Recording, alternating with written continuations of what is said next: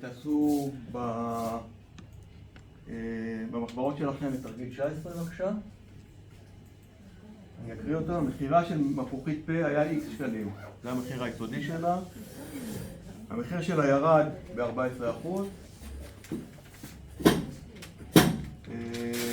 תעשו את שאלה א', בצעו באמצעות X את מחיר המפוחית לאחר ההוזלה, ואחרי זה למצוא את X, אם ידוע שהמחיר שלו לאחר ההוזלה הוא 215 שקלים. בסדר חברים? תרגיל 19 במחברות. נראה שכולנו הבנו את זה.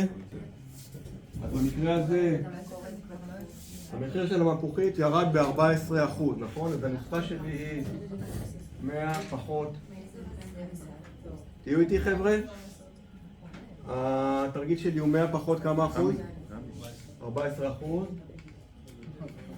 נחלק ל-100 כפול X. זה המחיר שלי לאחר ההוזלה, כי אני הורדתי 14%. הדבר הזה שווה ל-86 לחלק ל-100X, וזה שווה ל-0.86X. זה המחיר שלי, המחיר של המפוחית לאחר ההוזלה. בסדר? לקחתי את המחיר המקורי וכפלתי את זה בנוסחה, קיבלתי את המחיר לאחר ההוזלה. עכשיו, מה הם מספרים לי בסעיף ב'? מה המחיר בעצם לאחר ההוזלה? המחיר לאחר ההוזלה הוא 215 שקלים. אני יודע ש-0.86X, שזה המחיר לאחר ההוזלה, שווה ל-215.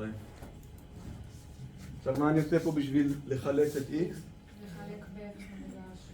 מחלק ב-0.86, לכן התוצאה היא X שווה 215 לחלק ל-0.86. מישהו יכול עם מחשבון להגיד לי כמה זה? 250. כמה? 250. שווה 250. בואו נפעיל את כלל ההיגיון שדיברנו עליו מקודם. אם אומרים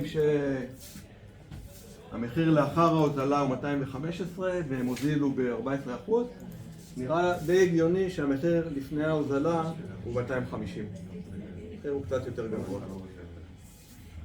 זהו, שאלות עד כאן?